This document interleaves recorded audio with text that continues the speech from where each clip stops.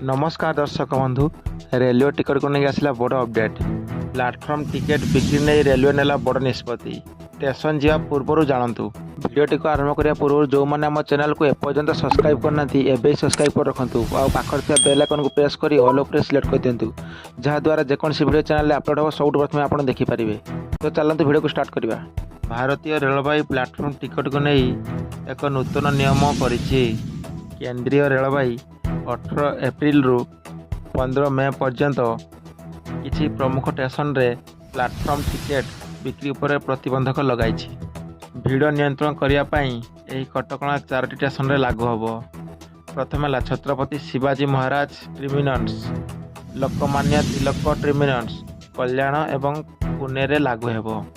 News 18 Hindi रे एक report अनुसार यह भिडियोटी फुल भिडियो देखा तले लिंक पर क्लिक कर दिंतु। आ भिडियो को लाइक कर दिंतु, चैनल को सब्सक्राइब कर दिंतु।